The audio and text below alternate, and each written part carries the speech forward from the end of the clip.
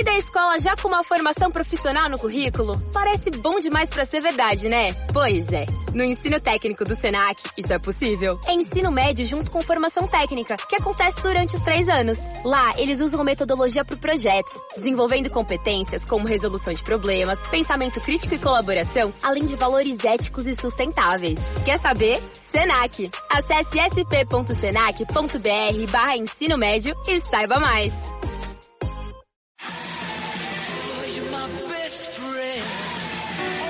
This is Sid and Friends in the morning.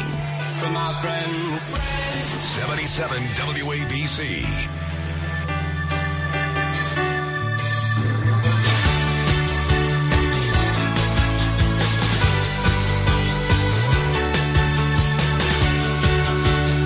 So as I mentioned, we'll talk to Scott Lebedo next hour. And also my friend Bill Spadia. Bill hosts a morning show in New Jersey on 101.5 FM where Craig Carton used to work. He's also running for governor, which I think will come down to a 2-man race in Jersey. There are 4 people running now, I guess, but it'll come down to Jack Chitterelli, who nearly beat Phil Murphy last time, and Spadia.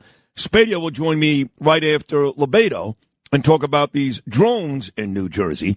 But the big star today is my dear friend, Judge Jeanine Pirro, who has, up to this point, the only interview with Daniel Penny, who, thank God, was found not guilty 2 days ago. She looked great on Fox News about 15 minutes ago. Big white rose on her dress.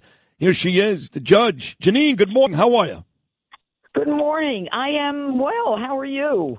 I'm great. Let me tell you how my morning started. I get off the elevator. This is circa 5 a.m., Jeanine. It's like 4:45 in the morning. Usually I get off the elevator. It's very quiet. It's dark. There's nobody here but my guys, you know.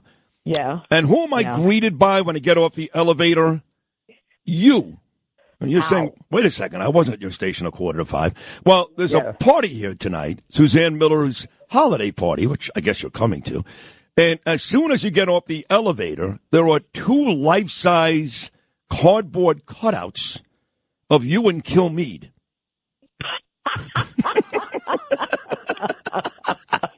What's the point of that? To get people to come or to get them not to come?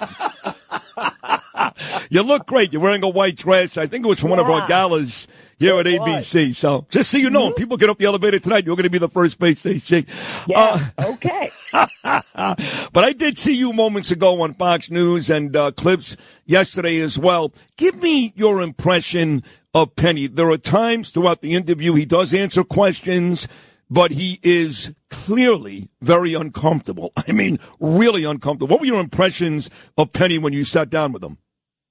You know, understand that I, like most of America, and certainly New York, have been watching Danny Penny for the last 5 weeks sit very stoically in the courtroom. Doesn't move a muscle, doesn't react. His face is, you know, it doesn't change. He sits ramrod straight, and irrespective of what the testimony is, he has literally no reaction. So he is a stoic with all of this chaos around him. And I had the opportunity to have dinner with him the week before the verdict came down, the ultimate verdict. And that was very famous. Just, you know, that was a very famous Tuesday night dinner. He got a certain phone call, but go ahead. Yeah, you know that, huh? Thanks to you, yes. Yes. Anyway, at one point he actually kind of cracked a smile. And I realized that this is a guy who is all about duty and honor and certainly wants no attention. He is not someone who's like, if you think of a Marine as like a tough guy, I'm going to show everybody. That's not him. He is very introverted. He has the training of a Marine, and he's got the courage of a lion. He is someone who made a decision to step up in a case where he could have just kept his earbuds in his ears. But when he saw Jordan Neely, a barrel is the word he used, onto the train, throw down his jacket, said some MFer is going to die today, and I'll go to jail for the rest of my life. I don't care. And he was clearly agitated, aggravated. The car froze, and he said he realized that he was serious. It was unlike anything he had seen before. He's been on trains in the subway since he was a little boy. He said this was beyond anything he had experienced, and he made a decision. And what Alvin Bragg tried to do in turning this into a political trial, into a trial where he impugned the racial motivations of Danny Penny, where the prosecutor's office referred to him as the white guy, where the indictment only came after Al Sharpton and the gang came in and protested. What they did was horrible. The truth is, Danny Penny stood up when most people wouldn't. And on that car were women, children, black, Hispanic, white. The other people who helped Danny hold down Jordan Neely were Hispanic and black. Okay, and there were blacks and Hispanics on the jury. So let's just get rid of that racial BS right now. Yep. No, you're right. It's got nothing to do with it. No, you're right. It didn't. And the mayor, too, was guilty of that at the very beginning. Of course, he's now come around with everything because he needs a pardon so badly. But he actually said about Jordan Neely, he said, oh, my God, my son, his name is Jordan, too. That could have been him. Please, Mayor, give me a break. Please. But I do want to get to Alvin Bragg because when you look at this embarrassment, I know he's getting ready now for the next big one, which is Luigi Mangione. He'll be coming back here in about a month once Hochul takes care of that. But when you look at Alvin Bragg, look, he's not going to resign. I know people are asking him to resign. But there are also people saying Kathy Hochul should remove this guy already. We've heard this before. She can actually do it. She can remove him. Do you expect anything to happen to this racist scumbag district attorney? No, I don't expect that Kathy Hochul will remove Alvin Bragg. She has the power to do that. Look, Alvin Bragg has gone after Donald Trump. He's gone after Danny Penny, who is a hero in this country. You know what? Finally, America can look at someone and say, that's a real man, that's a real hero. That's number one. And number two, Alvin Bragg would rather have criminals let out over and over again. Do you know how many times Jordan Neely was arrested in 7 years? 40. 42. Yep. Open warrants for crimes on the subway where he fractured a 68-year-old woman's orbital bone on her face when he decked her. Okay, and that day he had harassed a woman on the subway, and they were supposed to come for him. But look, what you've got with Alvin Bragg and, the mayor, with all of these crazy people running around, you've got a system where they're going to target people. Look, I was a DA, I was a judge, just like Bragg, just like the judge in the Penny case. This thing was charged against him unfairly. They weaponized his military service. They made it seem that because he was a Marine, he was there to kill. He wasn't there to kill, and he didn't kill. And Danny Penny, I asked him, and you've got to watch the whole interview, Sid, on Fox Nation. It was released this morning. It's an hour interview. It is, for me, 32 years, one of the most interesting human beings I have ever met. Wow. He's humble. He studies classical music since he was in third grade. Yep. This guy is a very zen guy, and he's gone through hell. And he watched the medical examiner lie. They lied between the grand jury testimony and the trial testimony. They watched the chief medical examiner come in and put in a cause of death of homicide without toxicology, the histology, the anthropology, all that stuff. This guy died as a result of a psychotic break and a K2 overdose, a sickling of all of his organs, and the stress that he used when he was fighting Danny Penny. And make no mistake, Danny Penny said when he freely went to the police, he said, I think he was on K2. And sure enough, he was. And you know what K2 does? It makes an aggressor even more aggressive. Yes. And as Danny Penny, and as Jordan Neely's on a list, out of 8 million people, the top 50 most dangerous on a mentally ill and homeless, and nobody takes care of him, and now everybody wants to collect money. Shame on them. Well, I'm glad you said that because there was his father. And look, George Floyd did not deserve to die. We went over this a million None times. Of them do. But None of them do. No, but George Floyd was a terrible person. He was arrested 9 times. He put a gun in a pregnant woman's stomach. He was a scumbag, too. Let's be honest, okay?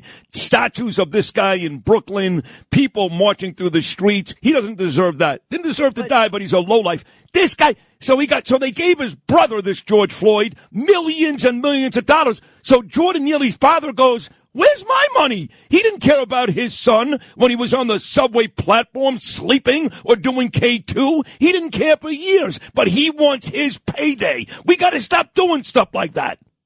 Yep, I agree with you. But you know what? I do not compare Jordan Neely to George Floyd, and I'll tell you why. Jordan Neely was there to kill someone. He said it. That was his intent.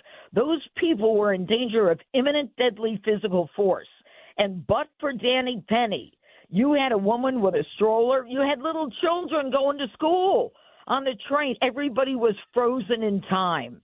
This guy was threatening to kill. And you know what? Danny Penny said, I was afraid of him. Yeah, I was afraid of him. That's why he took his earbuds out. Yeah, but you're right. You're right. They're different in that respect, but the reaction's the same. The family wants money at the end of the day, right? They're going to sue them civilly if they don't win in a criminal trial. So while you're right, they're two different situations. I mean, explain this to me, okay? I get it. Alvin's a black guy. He's a racist. Can you explain to me how AOC looks at this trial and is angry that Daniel Penny's not guilty? Yeah, look, AOC, I'm sorry, I was just distracted. AOC is ignorant, okay? This woman allegedly writes the laws. Maybe she ought to read the law. There is a law called justification. And if you're not smart enough to read it, keep your mouth shut. It means that if someone is using deadly physical force, you can equally use deadly physical force if they're using it against you or anyone else, in defense of anyone else. So shut the F up, and you know what?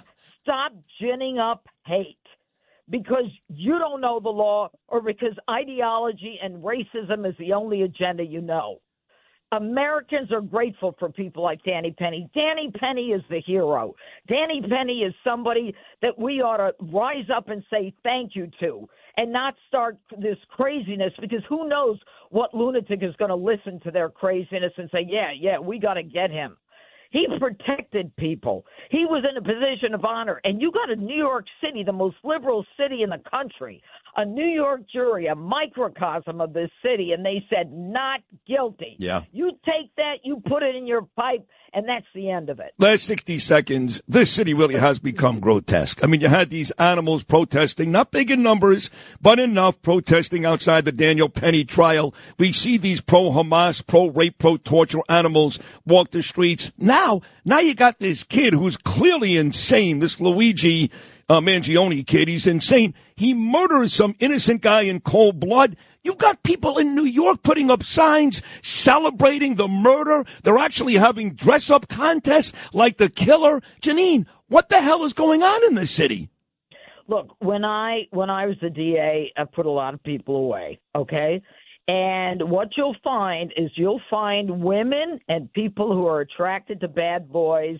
They find them very exciting, and they want to nurture them. They want to marry them. They want to meet them. But I think this is a level above. I think this is like it's now acceptable for mainstream to say, you know what, I agree with this guy. Okay, you agree with the guy? That's great. You got a problem with insurance companies? Why don't you look at Canada? Why don't you look at one of these other countries and see if you can even get a damn appointment? Look, insurance sucks, and I agree with it. I'm angry today. I'm really talking. Oh, you're awesome. You're awesome. Oh, you're great. No, insurance does suck, okay? So you sue, or you get another insurance company. And I'll tell you what some of the problems are. We're paying too much to illegals for their health care. Okay, maybe we ought to put that money taking care of Americans' health care. Maybe we ought to go after the health care industry. I agree, but you don't kill someone. Right. You don't kill someone. This kid, Mangione, grew up with a silver spoon in his mouth, went to Penn, went to all these fancy schools, and he killed, 26 years old. Danny Penny didn't go to a fancy school, 26 years old. He put himself in a position of dying to protect. Now, you tell me the difference.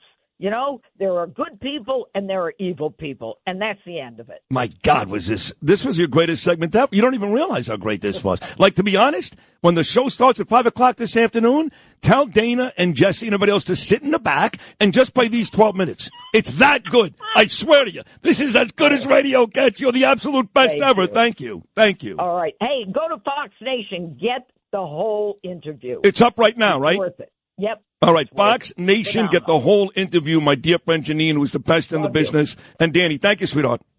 Bye. Bye-bye. Jeanine Pirro right there. Fox Nation, go watch that interview right now.